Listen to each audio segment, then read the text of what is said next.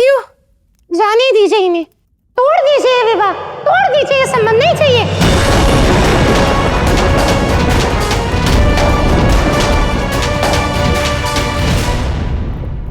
हाँ काकी, कोपा उचित ही कह रही है। जहाँ संदेह होता है ना, वहाँ संबंध नहीं बनते। वही तो मैं तो कहती हूँ उचित ही हुआ। ऐसे परिवार में जाने से आपकी पुत्री बच गई।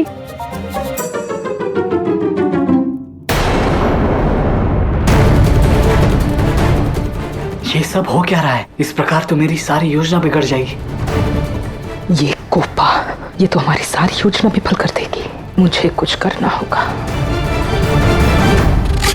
हाँ, मैं मानता हूं कि सामाजिक दबाव में आकर बाबा कुछ अधिक ही बोल गए, परंतु क्या करे वृषभान काका, बढ़ती आयु में ऐसे दोष लग ही जाते हैं ना।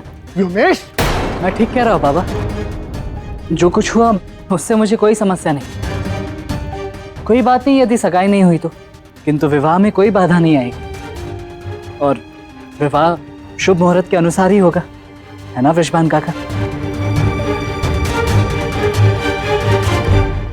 ये तो अति शुभ समाचार है व्योमेश।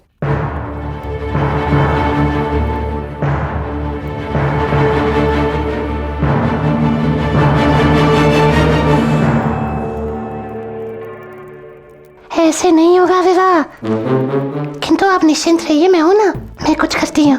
अब क्या करोगी? आज आपके पिता ने ना सबके सामने वृषभान जी का अपमान किया है, बरसाना की पुत्री राधा का अपमान किया है, इस पूरे गांव के सम्मान पर लांछन लगाया आप लोगों ने।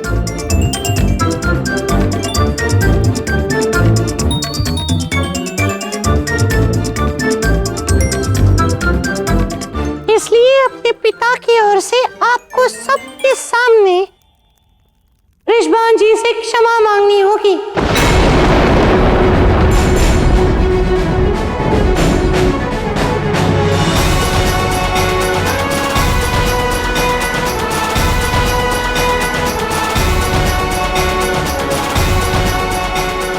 क्षमा? और मैं? जैसा कह रही वैसा कर लीजिए ना, स्मार्टफोन रखिए। मैं जो भी कर रही हूँ आपके लिए कर रही हूँ, केवल बस क्या है, ऐसा करके आप राधा को वापस पाएंगे नहीं, है ना? विवाह चाहते हो ना? ये सब क्यों?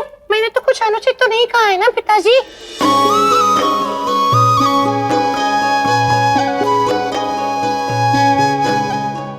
भूल करके क्षमा मांगने में समस्या क्या है व्योमेश जी? देखिए, मैं तो इतना जानती हूँ, वृषभान जी की भूल नहीं थी, फिर भी सबके सामने क्षमा मांगने के लिए सज्ज थे वो। अब इनकी भूल है, फिर भी क्षमा मांगने में इन्हें समस्या क्या है? देखिए, ये बात तो सत्य है कि भूल करके जो क्षमा मांग सकता है बिना किसी लज्जा के, वही श्रेष्ठ पुरुष होता है। अब व्योमेश जी को तो अपनी श्रेष्ठता का प्रमाण सबको देना ही होगा, क्यों व्योमेश जी?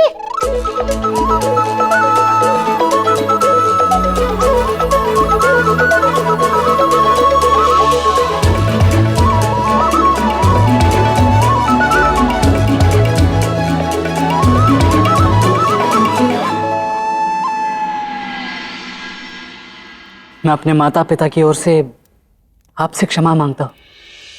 क्षमा कर दीजिए वृषभान काका। मान कन्या के पिता का भी होता है और उसे आहत करने का अधिकार वर के पिता को नहीं।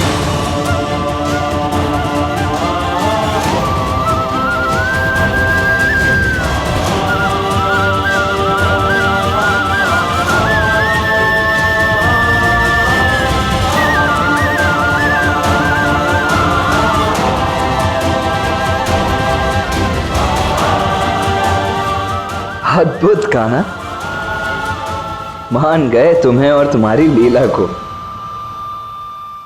मैं तो गर्व अनुभव कर रही हूँ व्योमेश, तुमने अपनी श्रेष्ठता का प्रमाण दे दिया। बस अब तो सुनिश्चित मुहूर्त में ही विवाह होगा, क्यों वृषभान जी?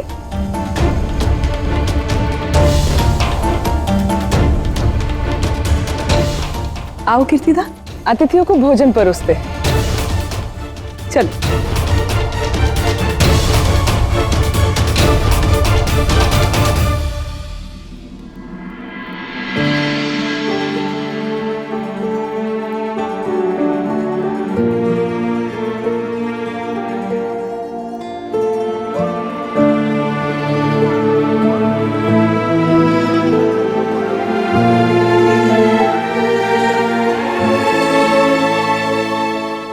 पुत्री गोपा। जी पिताजी। धन्यवाद गोपा, आज तुमने बरसाना और मेरी राधा का मान बचा लिया। नहीं नहीं, आप ऐसा मत कहिए, आप मुझे अपनी पुत्री कहते हैं ना, मैं इतना तो कर ही सकती हूँ। देखिए, मैंने केवल राधा के सम्मान की रक्षा की है, किंतु राधा के सुख की रक्षा तो आप ही को करनी होगी। आप उसके पिता हैं और इस समय तो आप उसके लिए भाग्य विधाता हैं। आशा है कि विधाता की ही भांति आप राधा के साथ न्याय करेंगे।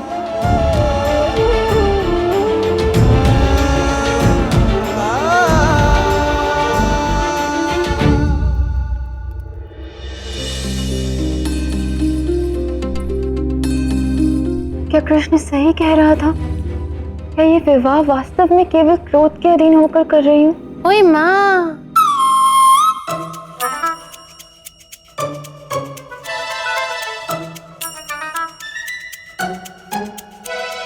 तुम्हें हर बात समझने में इतना विलंब क्यों होता है राधा? तुम यहाँ क्या कर रहे हो कृष्ण? वो आपने अभी तक धन्यवाद नहीं कहा। मैं सोच रही थी कि आप धन्यवाद भी नहीं करेंगी।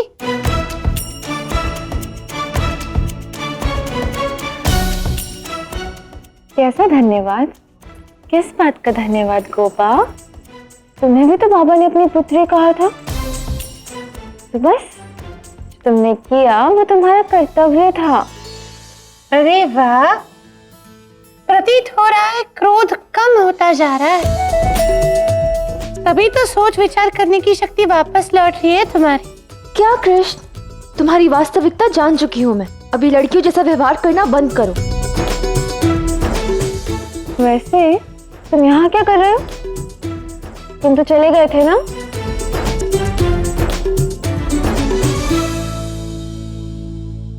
वो एक बहुत महत्वपूर्ण बात है जो बोलना मैं भूल गया था, वही बोलने आया हो रहा था।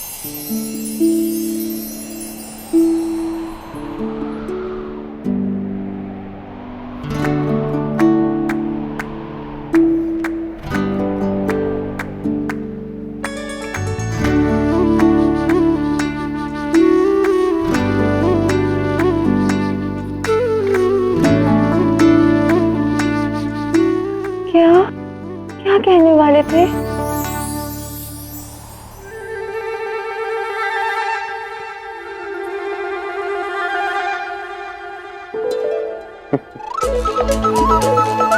अभिनय प्रतिभा तो अद्भुत है तुम्हारी राधा। वाह, कुछ सीख रहा हूं तुमसे। ओए माँ, फिर से इतना क्रोध? तुम ही बताओ, क्या मैं सत्य नहीं कह रहा हूं? पहले मुझे वचन देकर विवाह रोकने से रोक लिया, फिर स्वयं सगाई में मूर्छित होकर सगाई भी रोक दी। उत्तम राधा।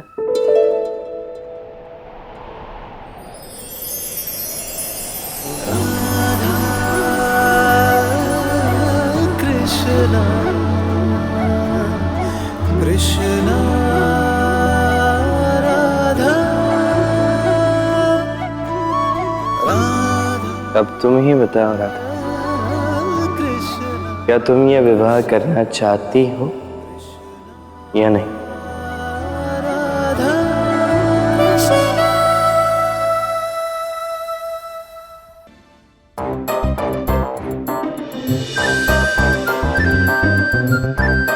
इसमें कोई संदेह नहीं कि मैं अभी भी तुमसे रुष्ट हूँ।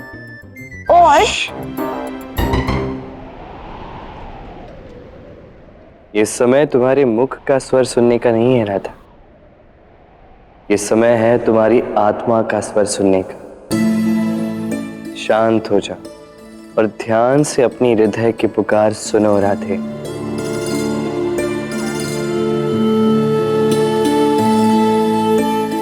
स्वयं से लड़ना बंद कर दो। बुद्धि से कहीं अधिक शक्तिशाली हमारा हृदय होता है राधा, क्योंकि हमारे हृदय की शक्ति भावनाओं से जुड़ी होती है। प्रेम में ना ही बुद्धि काम आती है ना ही गणित।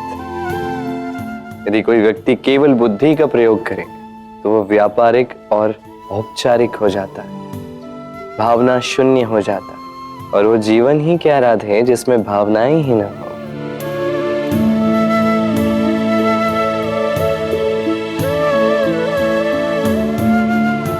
तुम्हारा विवाह होने में केवल 2 दिन शेष है राधे।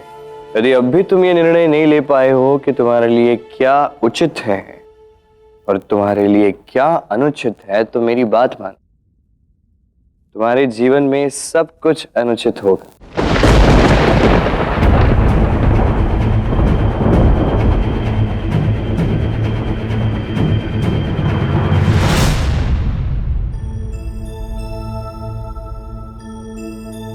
कितना बुरा है ये कृष्ण, फिर लुप्त हो गया।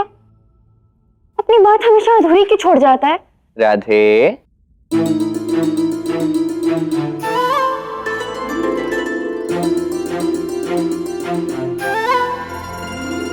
ये अच्छा है। मैं सामने हूं तो क्रोध, मैं सामने ना हूं तो मोह। पूछो अपने मन से राधे, क्रोध और मोह की इस चक्की में तुम पिस रही।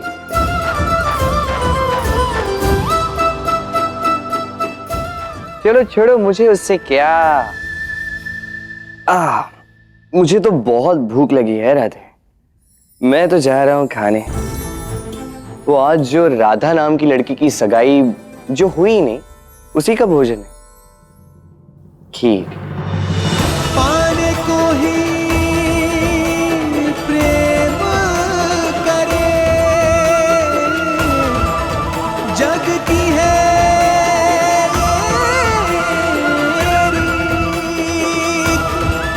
प्रेम अर्थ समझाएगी राधा कृष्ण।